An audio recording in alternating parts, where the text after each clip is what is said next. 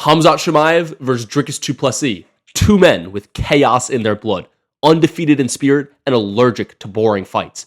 Chimaev stalks his opponents like prey, calculated, suffocating, inevitable. But Dricus, he doesn't care about your hype. He doesn't care about your stats. He breaks people, and he loves it.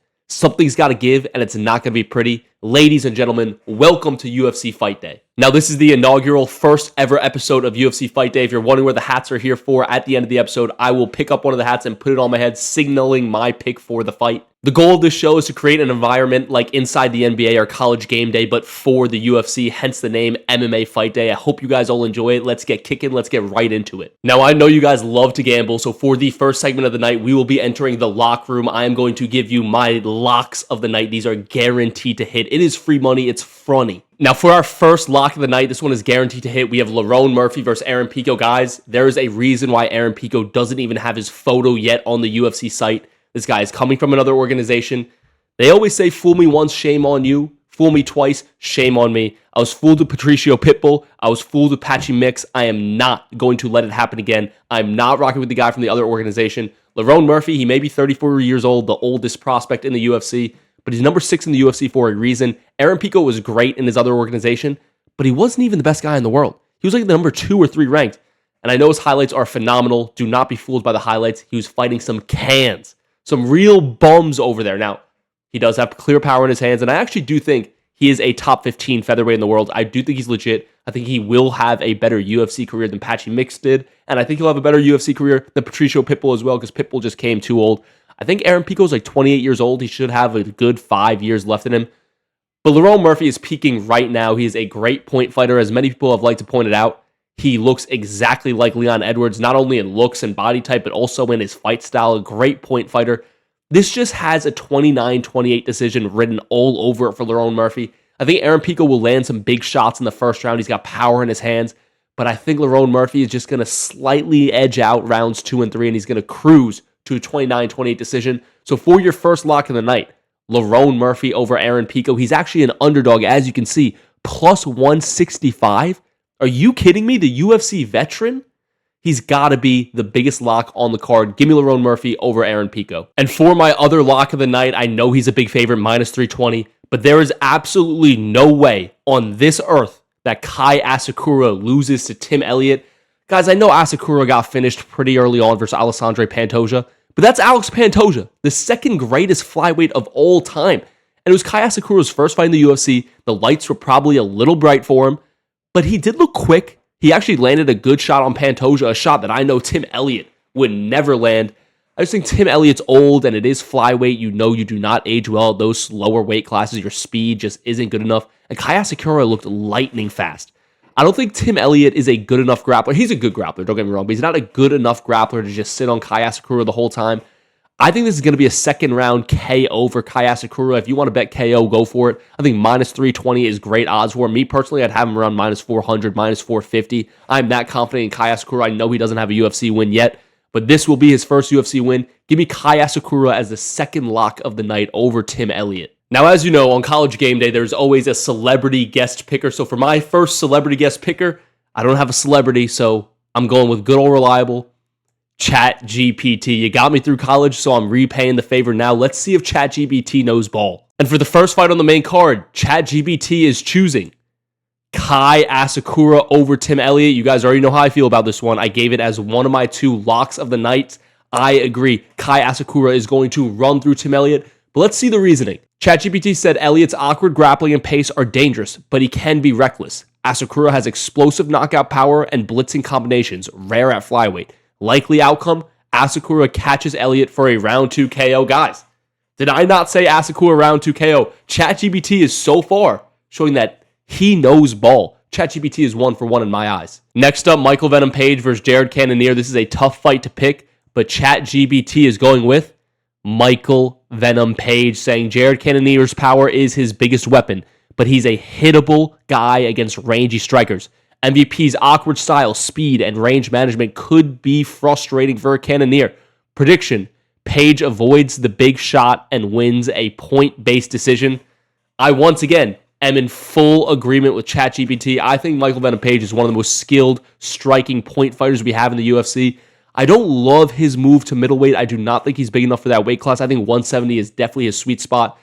But Jared Cannonier is just one of those guys who is a career mediocre fighter. I know he fought for the title versus Israel Adesanya, but that was an era of a very weak middleweight division. He got beat pretty bad by Izzy, and in any other division, he would have never got the title shot. Now, when you got a generational striker like Michael Venom Page, and I will call him that, a generational striker, I just think it will be enough. I hope Jared Cannonier's physicality isn't too much. That's what's worrying me. Maybe you could get MVP, hold him against a cage, bring him down a couple times, and win a 29-28. But I think MVP is going to do enough on the feet. I think Jared Cannonier is going to really struggle to cross the void against Michael Venom Page, knowing that those deadly hands are right there waiting for him. I think it will probably be a low output, relatively boring fight. Maybe MVP has one crazy moment where he rocks Jared Cannonier. But give me Michael Venom Page, 29-28. I think ChatGPT is 2 for 2 so far. Next up, we got Jeff Neal versus Carlos Prates. CP. Who does ChatGPT predict will win? ChatGPT is going with Jeff Neal. The AI thinks Jeff Neal is going to take down the fighting nerd Carlos Prates. I think this is the first miss from ChatGPT. I am going to disagree here. I got Carlos Prates over Jeff Neal. I think this is a similar kind of feeling I have for the Michael Venom Page versus Jared Cannonier fight.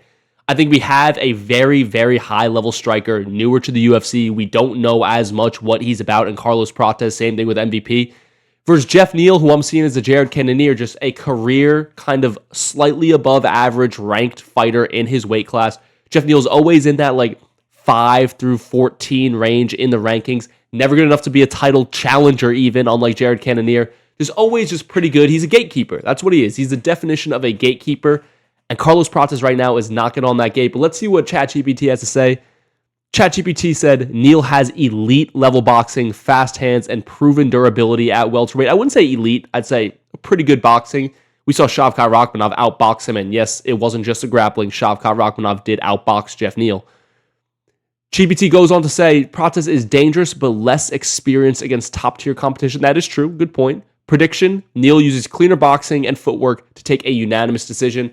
I disagree here. I think Prates is hot, even though he's coming off a loss. There just is this sense of momentum around the fighting nerds. I'm riding the hype train. Give me Carlos Prates over Jeff Neal. Next up, we have the co-main event of the evening, Lerone Murphy versus Aaron Pico. ChatGPT is going with Lerone Murphy. Great pick. My other lock of the night, Lerone Murphy over Aaron Pico. GPT says, Pico's UFC debut comes with explosive wrestling and knockout ability. Knockout ability, I'd say yes. I wouldn't call his wrestling explosive. I'd call it good. I wouldn't say explosive. Murphy's undefeated record shows his composure and counter-striking skills. Of course, likely outcome. Murphy stays patient, stuffs key takedowns, and wins by decision.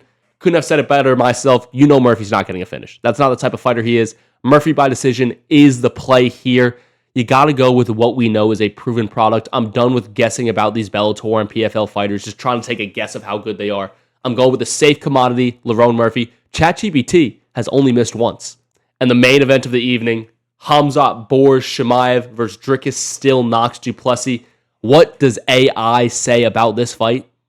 ChatGPT is going with Khamzat Chimaev. Man, this is a very tough fight to pick. As you guys know, ChatGPT says Duplessis thrives in messy, high-pressure fights, but is hittable and vulnerable to strong grapplers. Chimaev's wrestling, top control, and power create a stylistic nightmare for the champ. Expect Chimaev to push a relentless pace, wear Dricus down, and finish in round 3 TKO, guys. This is a tough fight to pick. But you know what, guys? I've been lying to you. I've been saying this whole time this fight's going to be close. It's so hard to pick. Oh, Khamzat or Dricus, who's going to win? It's not going to be close. It is going to be utter and pure domination. Your winner of the main event at UFC 319. Give me Khamzat Chimaev. This is going to be an utter and complete domination. First round submission. If it's not the first round, it's going to be in the second round. I don't think Dricus Duplessis has any chance of winning this fight. You know, people call me the biggest Khamzat Chimaev glazer on social media, but I will wear that badge proudly. I think he deserves all the glaze. I think he's already a top 3 pound-for-pound fighter in the world.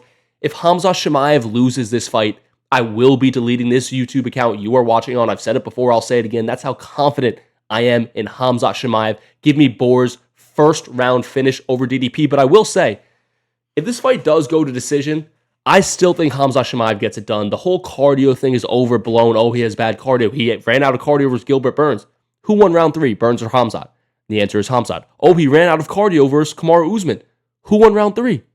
Khamzat Chimaev. So if you're going to say Khamzat has bad cardio, are you also going to say Kamaru Usman and Gilbert Burns have bad cardio? Because if they don't, why are they losing round 3 to Khamzat Chimaev? And speaking of cardio, Dricus Dupreis does not have great cardio. It seems like every single fight he's getting gassed out. Darren Till looked gassed. Israel Adesanya looked gassed. It happens a lot to Dricus, and yes, he has grit, so he pulls through, but it's definitely something to keep in mind. So that just about does it for the first ever Matthew Jordo's MMA Fight Day. I hope you guys enjoyed. Make sure to like and subscribe. Let me know what segments you want to see in the comments. What do you think I can improve on with the show overall? Just let me know what you guys think, and thanks for watching. See you later.